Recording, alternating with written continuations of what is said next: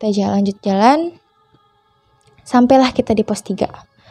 Kita sampai di pos 3. Nah, aku itu asal duduk. Langsung duduk aja. Langsung sampai di pos 3 langsung turun hujan. Langsung, itu benar-benar langsung.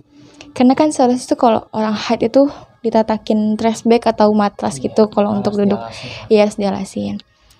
Nah, aku tuh langsung duduk. Nah, dan ternyata ada penunggu yang kurang suka ojek, karena aku juga nggak permisi di situ jalan nih. Oke, aman, tapi situ masih ada yang ngikutin. Iya, ngikutin terus dah pokoknya, karena ada langkah yang beda gitu dari kita. Nah, sebelum nyampe ke pos gerbang selamat datang ini, di atas carrier aku kayak ada yang bisikin, karena ini berasa carrier berat banget. Karena tadi yang biasa aja jadi lebih berat, kayak 2 kali bawa carrier ini gitu. Terus gak lama ada yang bisikin gini, aku naik di sini ya. Aku naik di sini. Aku naik duduk di sini gitu. Aku agak lupa sih.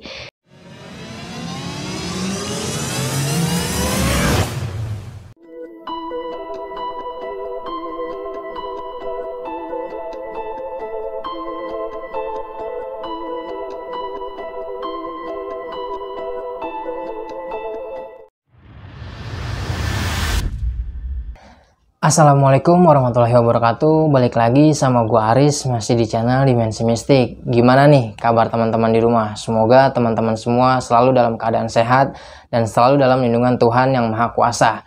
Nah, di video atau di segmen kali ini gua kedatangan seorang tamu narasumber nih. Seorang wanita dari kota Depok yang ingin menceritakan pengalaman mistisnya waktu ia mendaki Gunung Slamet pada tahun 2021 belum lama ini.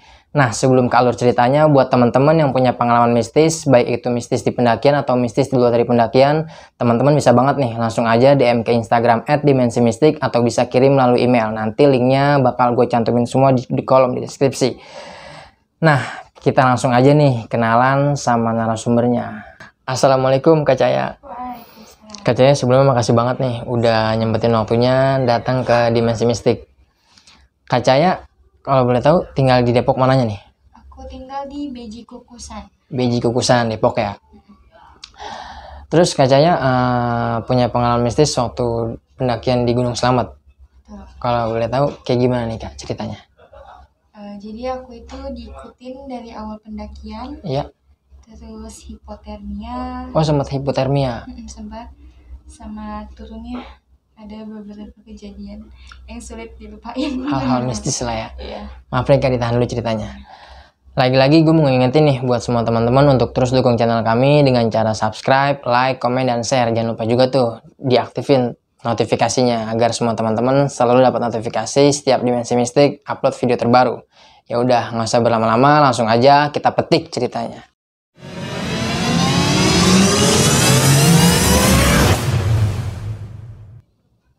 Bisa langsung dimulai aja nih Kak Caya ceritanya. Ya, jadi waktu itu aku mendaki ke Gunung Slamet pada tanggal 25 Oktober sampai 28 Oktober 2021. 3 hari lah ya? Iya.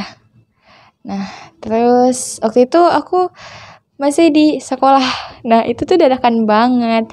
Aku ngeliat teman aku lagi live terus bahas Slamet, Gunung Slamet. Mereka katanya mau nyusul teman aku yang 3 orang udah di sana. Oh, di sana. Udah di sana. Terus abis itu kita kontekan lewat WhatsApp. Aku bilang aku mau ikut sama kalian gitu. Tadinya mereka berdua doang, Bang Ayub sama Kak Yulia. Terus abis itu aku kontak mereka, aku bilang aku mau ikut gitu. Ya udah, ayo buruan packing. Oke, kita packing. Mereka pesan tiket bis. Malamnya aku berangkat ke terminal. Aku berangkat ke terminal sama teman aku. Habis itu kita ngobrol-ngobrol sebentar sambil nunggu penumpang lain di dalam bisnya. Ya udah, habis itu kita masuklah nih ke dalam bis. Kita masuk ke dalam bis. perjalanan masih aman-aman aja. Kita kontekan tuh sama teman kita yang udah di sana. Itu naik bis kalau boleh tahu malam atau? Malam, itu malam. posisinya malam. Udah malam. Terus kita kontekan, udah sampai mana Caya katanya gitu. Oh ini masih di jalan nggak tahu ini daerah mana gitu. Terus abis itu setelah itu kita sampailah nih di Yomani di daerah Tegal. Daerah Tegal, abis itu kita kontak lagi teman kita yang udah di base camp kompak buat jemput kita di Yomani. Nah, karena itu lumayan juga 30 menit buat ke base camp kompak. Kita kontak, akhirnya dijemput sama mereka. Gak lama mereka datang, berangkatlah kita. Nah pas di perjalanan ini aku ngerasa, aduh aku haid apa enggak nih gitu. Karena tiba-tiba banget, karena pas di bis itu belum ngerasa haid. Nah aku bilang ke teman aku si Adan, dan kayaknya aku haid nih gitu, haid Cai gitu katanya. Aduh itu kita sampai di base camp itu posisinya udah jam 3 atau jam 4-an gitu. Nah udah mau subuh kan. Terus aku pas sampai base camp nyapa lah teman aku yang udah di sana duluan. Aku bilang, ada yang bawa pembalut gak gitu. Aduh gak ada yang bawa. Dan situ posisinya kan masih pagi banget. Terus warung juga belum ada yang buka, masih tutup semua. Aku akhirnya nyarilah ke bawah lagi. Itu di bawah tuh benar-benar gak ada warung sama sekali. Sama sekali warung yang buka. Belum ada. Akhirnya aku naik lagi ke BC. Aku nanyalah sama salah satu pendaki perempuan di situ. Ada yang bawa pembalut gak ya gitu. Nah ada satu ketua opsi gunung ini engah lah aku bilang kalau aku lagi nyari pembalut. Nah terus ternyata ketua opsi ini koordinasi ke ketua rombongan aku, ke Adevai, koordinasi. Ini dia haid gitu. Kalau haid sebisa mungkin ngeteknya cuma boleh sampai pos 2 aja. Akhirnya ada satu cewek pendaki yang ngasih lah pembalut ini, namanya Kamega. Kayak aku ganti pembalut. Setelah itu kita pagi datang lah, udah tiba pagi. Kita mulai packing, ngurusin maksi. Setelah itu nyari sarapan. Akhirnya kita ke salah satu rumah buat nge-briefing dulu. Kita briefing dulu semuanya. Akhirnya selesai briefing, kita balik lagi ke atas buat nyari sarapan. Akhirnya aku sama Kak Yulia nih memutuskan buat makan bubur. Setelah kita doa, kita mulai pendakian lah. Jadi sekarang kita tinggal berempat aja. Aku, Adepai, Adan, sama Kak Yuli. Kita mulai jalan. Ya, di situ masih aman dari pos selamat datang. Kita doa juga di situ. Doa lagi. Ya, kita sampai pos 1 sempat duduk-duduk santai lah gitu. Kita ketemu sama teman kita juga nih, sama si Bang Cemet. Sebelum pos 1 juga kita sempat ngibarin bendera 100 meter di situ. Nah setelah itu kita jalan lagi menuju ke pos 2. Nah kita menuju pos 2. Kita santai-santai juga tuh di situ, masih aman. Nah pas mau menuju pos 3 ini kita istirahat lagi lah. Kita istirahat lagi buat makan karena udah menjelang karena itu posisinya udah jam 12 siang. Zuhur Ya udah zuhur, kita istirahat. Kita masak mie segala macam. Situ udah mulai gerimis kecil. Ya udahlah kita memutuskan buat jalan lagi karena posisinya udah gerimis kan, takut tiba-tiba hujan besar. Kita lanjut jalan. Sampailah kita di pos 3. Kita sampai di pos 3. Nah, aku itu asal duduk. Langsung sampai di pos 3 langsung turun hujan. Langsung, itu benar-benar langsung. Karena kan seharusnya itu kalau orang haid itu ditatakin trash bag atau matras gitu kalau untuk duduk. Iya, harus dialasin. Nah, aku tuh langsung duduk. Nah, dan ternyata ada penunggu yang kurang suka karena aku juga nggak permisi di situ. Salah aku banget nggak permisi karena itu udah capek banget, udah efek kemana-mana, pikiran juga. Akhirnya pas itu kita langsung buka flysheet karena iya langsung deras banget. Kita langsung buka flysheet.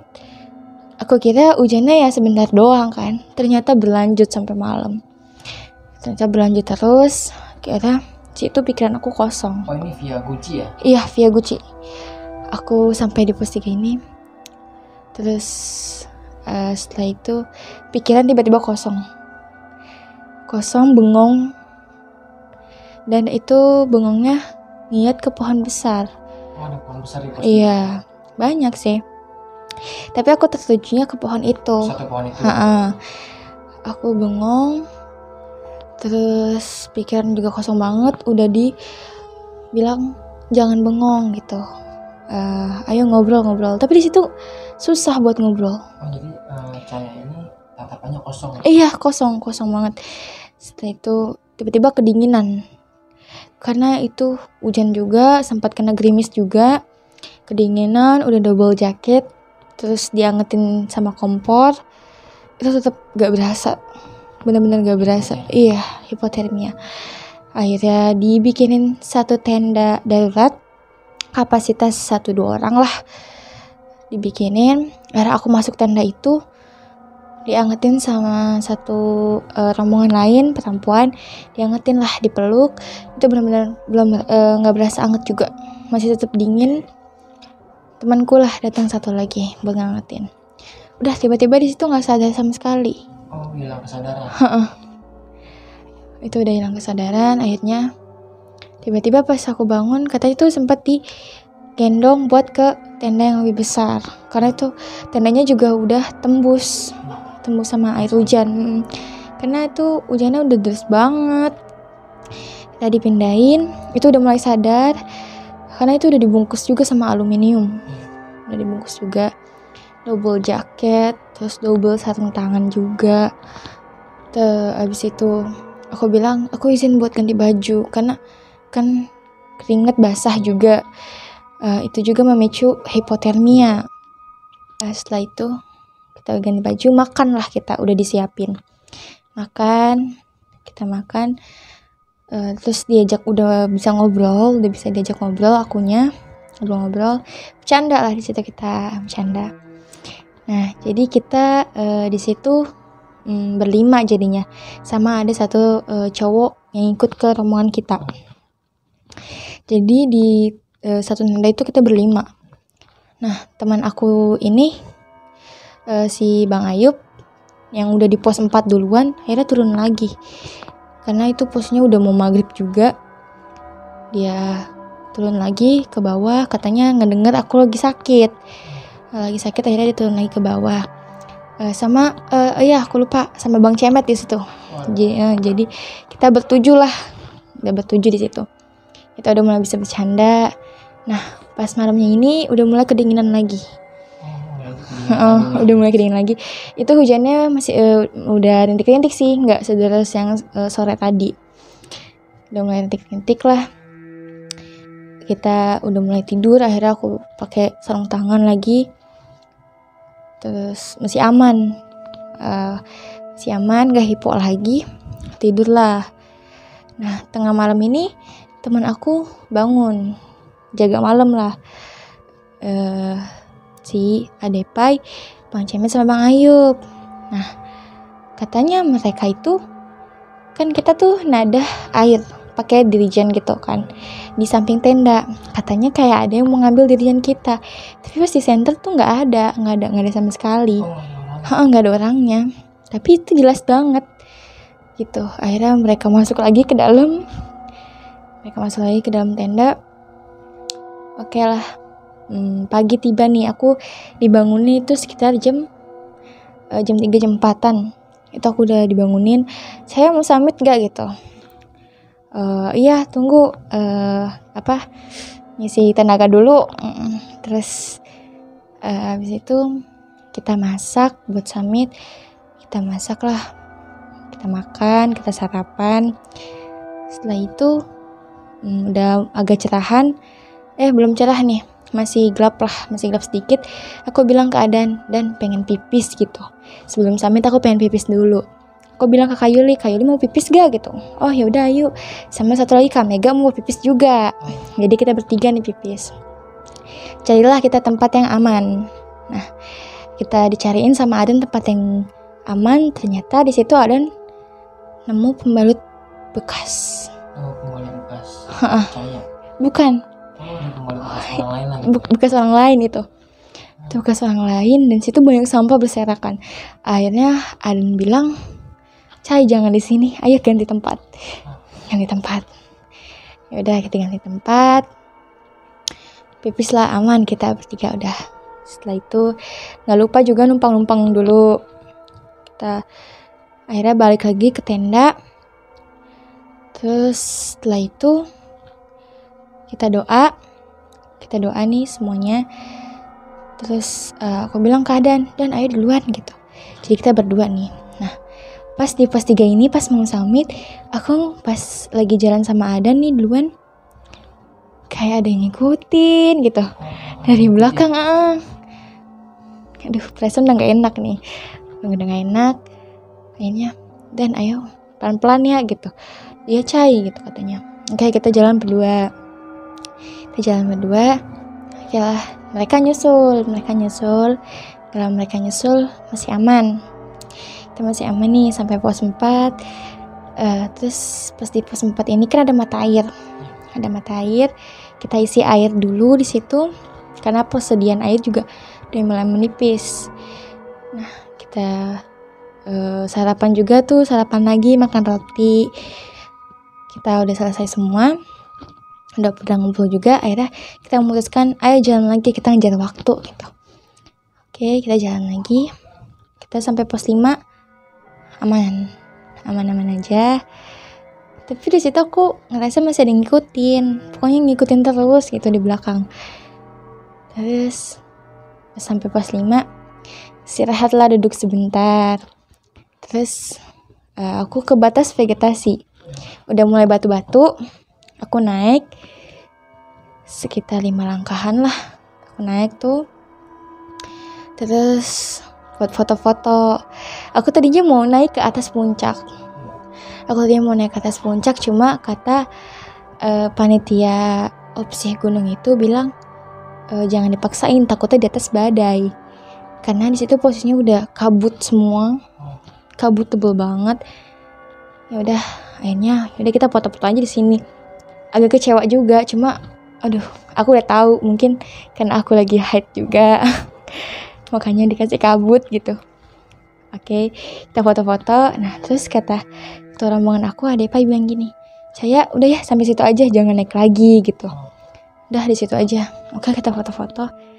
Nah, terus aku nggak sengaja naik 2 atau 3 langkah ke atas lagi. Terus ketua rombongan aku udah bilang dalam hati, aduh, akhirnya langsung gerimis. Iya, langsung gerimis. Kabut tebel lagi. Pas aku turun lagi, udah agak mulai biasa aja lah, udah mulai aman. Tapi masih kabut. Terus katanya ada Pai sama Aden nih mau naik ke atas puncak. Terus udah Caya turun aja ya sama Yulia sama yang lain. Ada Pai sama Aden naik ke atas puncak gitu katanya. Saya nggak apa-apa kan? Iya nggak apa-apa, nanti bisa remet lagi gampang gitu. Ya udah, saya turunnya hati-hati ya. Terus kata aku sama yang lain, iya juga hati-hati naiknya gitu. Nah, pas aku bilang, ayo turun gitu. Udah selesai kan foto-fotonya. Turunlah ke pos 5 lagi. Ternyata kabutnya kebuka. Kabutnya kebuka. Oh, kabutnya ngebuka gitu? Langsung mungkin di atas sudah cerah lagi. Gak tahu juga. Tapi masih gerimis ya sedikit lah. Nah, pas di pos 5 ini aku bilang, ayo bang turun gitu. Aku bilang ke Bang Cemet. Nah, Kak Yulia sama yang lainnya masih foto-foto nih. Sama Bang Ayub. Sama yang lainnya. Yang lainnya masih foto-foto, tapi aku ngajakin Bang Cemet. Bang, ayo turun duluan. Oh ya udah, saya duluan deh gitu. Ya udah, Bang Cemet aja duluan gitu. Akhirnya Bang Cemet jalan di paling depan. Nah, di situ kita turun berdua itu benar-benar sepi banget. kita sepi banget di situ. Pas di belakang ini aku ngerasa ya ngikutin lagi. Iya, berasa ada yang ngikutin lagi. Beberapa kali nengok ke belakang, aduh nggak ada. Itu sepi banget, benar-benar sepi banget, gak ada yang naik. Nah, setelah itu aku duduk nih di bawah pohon. Nah, ada dataran gitu. Aku lupa. Aku malah langsung duduk aja tanpa dialasin. Langsung duduk aja gitu. Tapi aku numpang. Cuma emang sarannya tuh nggak dialasin gitu. Ya udah, setelah itu aku bilang, oh, yaudah yuk lanjut lagi gitu. Oke, lanjut jalan lagi. Masih nih ngikutin, kayak masih ngikutin. Nengok lagi, jatuh. Iya, jatuh, kepleset. Terus kata Bang Cemet, gak apa-apa Cai, gak apa-apa, aman gitu. Bangun, nengok lagi, karena itu merasa ada yang ngikutin lagi. Bangun, ngeliat lagi ke belakang, jatuh lagi. Jatuh beberapa kali di situ. Aman, oke, kita sampailah di pos 4. Kita nunggu mereka yang pada turun kan, yang Kak Yuli, Bang Ayub. Kita nunggu mereka sama Kak Mega, sama Bang Samit. Kita nunggu mereka. Oke. Setelah itu pas sudah sampai di pos 4 ini, ngumpulin sampah-sampah yang udah kita ambil dari sepanjang perjalanan itu, dikumpulin. Akhirnya dibawa sama si Bang Samit. Udah sampai semua nih di pos 4. Kita makan-makan sebentar. Akhirnya kita bilang, ayo lanjut lagi, jangan lama-lama di sini, takutnya dingin kan. Abis itu di situ juga sempat tidur juga sebentar karena udah ngerasa dingin banget, takut kejadian kayak yang pas kemarinnya itu kan. Saya lanjut jalan lagi. Pas lanjut jalan lagi, oke, masih ngikutin nih kayaknya. Iya, soalnya berasa banget sih, karena kayak ada ketukan yang beda dari kita semua. Ketukan langkah yang beda dari kita semua. Kita sampailah nih di pos 3. Jadi aku nyampe duluan sama si Bang Cemet. Aku nyampe duluan karena di situ sempat lari juga. Kita sampailah duluan di pos 3. Nah, di depan tenda kita, di bawah pohon yang aku sempat tengok itu pas kemarin hipo yang pikiran kosong, ternyata ada kejadian. Tapi nggak bisa diceritain. Oh, ada kejadian lagi. Ada kejadian cuma nggak bisa diceritain. Nah, terus akhirnya aku nanya ke Bang Cemet, ada apaan sih di depan gitu? Udah nggak usah, biasa gitu. Nah, aku agak lemot, apa gitu? Kejadian apa sih gitu? Udah, masak aja. Tahu lah. Kepo lah. Nah, akhirnya kita masak buat mereka yang nanti turun. Masak. Akhirnya aku makan duluan karena udah keburu lapar kan. Aku makan duluan sama si Bang Cemet, Kak Yuli sama Bang Ayub sama yang lainnya datang. Akhirnya aku suruh makan dulu gitu. Lapar kan, kayak semuanya pada makan. Terus sekitar udah siang atau sorean, Adan sama Adepai turunlah dari puncak. Terus mereka ngeledek lah, saya puncak cerah loh gitu. Aduh, aku nyesel nggak naik ke atas gitu, nggak boleh gitu katanya, nanti bisa remet lagi gitu katanya. Oke, kita makan. Udah sore di situ posisinya. Udah jam 4:30. Udah jam 4-an. Jam 4. Aku bilang packing gitu. Adan katanya pengen turun duluan. Aku bilang, Adan barengin deh gitu. Oh yaudah Cai, buruan packing. Oke, aku packing lah. Nah, Kak Yuli ikut-ikutan. Saya mau turun duluan. Iya Kak Yuli. Yaudah deh, aku ikut juga. Yaudah ayo packing gitu. Kita packing bareng. Udah semua.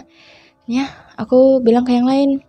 ADP nanya, saya mau turun duluan. Iya saya turun duluan takut kena malam.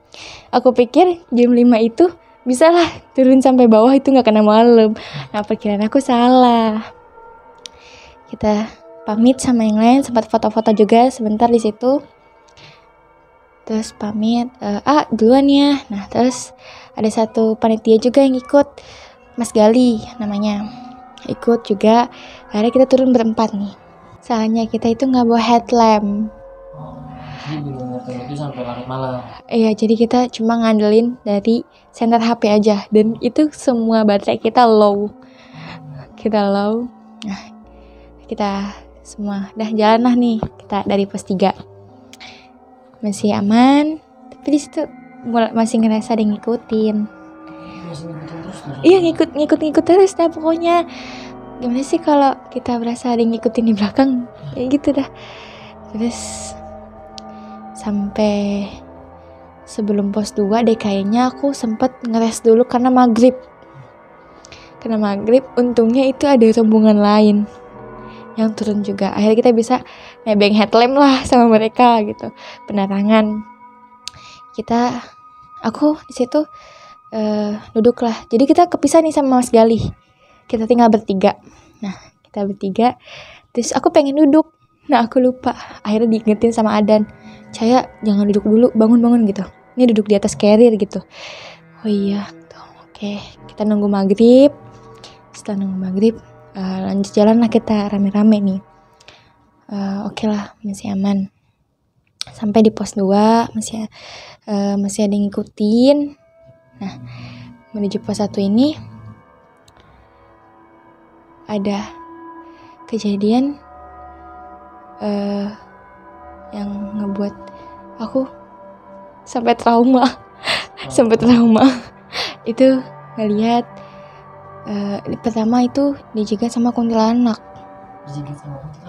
Iya, itu lumayan besar. Kuntilanaknya besar? Iya, besar. Dan itu di tepi jalan banget. Karena kan itu jalannya cuma buat satu orang lah. Nah, setelah itu langsung bilang ke Adan, dan sebentar, akhirnya langsung putar balik badan.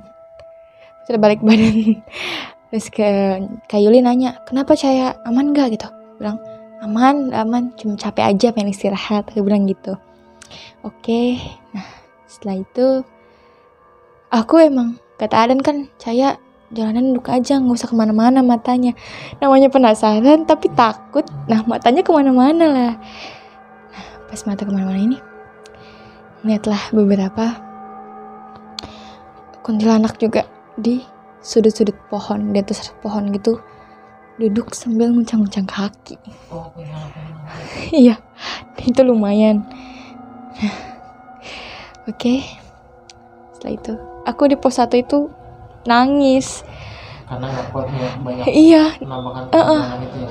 Nangis keluar air mata. Kata Adan, udah jangan nangis Caya gitu, gak apa-apa, ini pegang tasbih Adan katanya. Oke, pegang istighfar terus. Udah mulai tenang. Aku sempat pengen naik ojek. Terus aku bilang ke Adan, coba tanyain naik ojek berapa sih gitu. 50 Cay katanya. Yaudah, gak usah, tanggung gitu.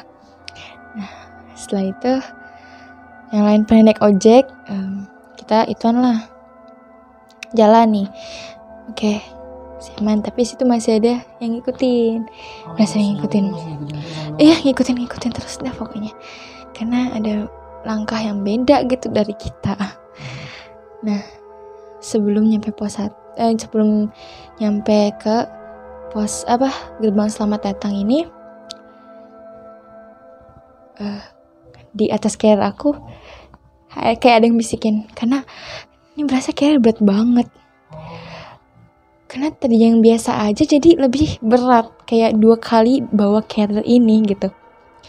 Terus gak lama ada yang bisikin gini, aku naik di sini, aku naik duduk di sini gitu. Aku agak lupa sih. Terus itu suaranya anak kecil. Iya, anak kecil. Terus kata Kak Yuli, Caya sini gantian aja gitu.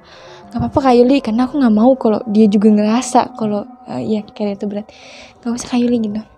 Gak apa-apa Caya sini, Caya udah jalan aja duluan sama Adan, aku mah gampang, ini banyak yang lain gitu. Oke, kita gantian carrier, aku jadi bawa daypack. Nah, pas di perjalanan itu kaki aku kecengklak, ankle-nya kecengklak lagi, karena sering juga kecengklak ankle-nya pas naik gunung. Akhirnya dituntun lah tuh sama Adan, pas sampai pos selamat datang, ada satu orang base camp. ada satu orang base camp yang jemput, katanya ayo sini, yang nggak kuat buat jalan lagi ke base camp naik aja, naik motor. Oke, situ aku lupa ngucap pamitan sama gunung tersebut, karena udah campur aduk lah pikiran, udah lemes banget kaki itu kan gara-gara kejadian itu. Pas sampai di base camp, oke, langsung ngeredain hati gitu, pikiran langsung di situ benar-benar trauma, nggak mau lagi gitu, karena itu benar-benar kejadian yang ngebuat shock berat gitu. Iya. Pas sampai di base camp, oke, nungguin Adan sama Kayoli datang juga karena kan dia jalan dari pos selamat datang itu. Oke, nungguin. Akhirnya aku bilang, Dan tolong urutin kaki dong, boleh nggak gitu. Ya Cai, nanti masuk dulu ke dalam. Oke, masuk ke dalam. Dah. Ya, kita diurut lagi. Nah, terus aku bilang, Adan kita pulangnya kapan sih? Tadi dulu Cai, ini nungguin Adepai dulu sama yang lainnya masih pada di atas karena oh iya aku lupa gitu. Udah nih Cai makan dulu, nggak ada gitu. Udah kita makan gorengan lah di situ di base camp. Abis itu tidurlah aku di base camp itu karena udah kecapean banget. Terus juga masih kebayang-bayang sama kejadian yang susah buat dilupain itu. Ya udahlah. Terus kata yang lain juga, udah Cai istirahat aja gitu. Oke, istirahat. Itu betis sampai dikasih koyo 7. Sampai dikasih 7 koyo. Tapi itu bener-bener gak berasa 7 itu. Gak berasa sama sekali. Ya udah. Oke, kita tidur lagi. Sekitar jam 11 malam. 11 malam itu yang lain udah pada turun. Udah sampai di base camp. Aku bangun. Lama banget turunnya. Iya nih tadi nungguin Cemet tidur dulu katanya. Nah, jadi pas dia perjalanan turun tuh sempat cerita juga. Dia pas udah sampai di perkebunan gitu, ketemu sama satu rumah. Tapi pas naik itu kita nggak ketemu sama sekali. Oh, dia nggak satu rumah. Satu rumah. Tapi pas naik kita nggak ketemu rumah itu. Nah pas turun nanti ketemu. Aneh nih gitu. Nah dia juga cerita katanya di pos 5 itu dia ketemu satu rumah kurcaci karena kan katanya itu di Slamet manusia kerdil ya, kerdil gitu, rumah kerdil gitu. Dia ketemu lah. Nah pas aku lupa nih, pas sampai juga kita nemuin satu kantong berisi makanan beberapa logistik. Karena itu katanya sih buat mancing si manusia kerdil itu. Kalau udah nggak ada berarti diambil mereka, katanya gitu. Ya udahlah, cerita segala macam. Ya mereka bercandain lah biasa. Saya halu kali gitu. Ada kita, aku bilang, kita kapan pulang? Besok aja kali Cai, kan ngeliat kondisi Caya juga yang masih kayak gini dan kita juga yang baru turun. Kita cari mobilnya besok aja gitu. Oh ya udah. Oke, kita makan lah di situ. Terus adalah kejadian yang nggak bisa diceritain, nggak boleh diceritain gitu. Karena ini ada satu masalah gitu. Satu masalah jadi nggak bisa diceritain. Jadi alhamdulillah saya sampai rumah ini dengan selamat ya. Alhamdulillah. Tapi pas sampai rumah juga ngerasa masih ada yang ngikutin. Sampai rumah pun ngerasa sampai ada yang ngikutin juga. Nah Adan juga bilang, aku baru tahu kan, ya Cai emang dari awal juga pas kita mulai itu Cai emang udah gak ada yang ngikutin gitu. Sampai turun juga udah ada yang ngikutin. Ada juga yang mau jahat sama Cai gitu. Tapi bisalah dipindahin ke Adan katanya gitu. Oh, yaudah berterima kasih lah sama Adan. Dan itu ceritanya pas aku udah di rumah dan aku nanya ke Adan, Dan kenapa ya kok kayak ada yang masih ngikutin nih sampai rumah. Sampai setiap malam itu ngerasa cemas karena nggak susah tidur juga. Masih kebayang terus gitu. Ya udahlah. Situ iya Cai, emang dari awal juga emang udah ada yang ngikutin gitu. Aku baru tahu, tapi emang ngerasa sih kalau ada yang ngikutin. Itu jadi ya emang gitu. Ada yang mau gua, tapi intinya alhamdulillah sampai rumah selamat lah ya. Iya, Nggak alhamdulillah. ada gangguan, tapi gangguan itu nggak sampai yang membahayakan lah ya. Iya. Ada yang, oh iya kak, ada yang mau gua tanya-tanya nih kak. Itu pas lu sama teman-teman lu menuju pos 4 kan lu kayak ngerasa ada yang ngikutin tuh. Iya.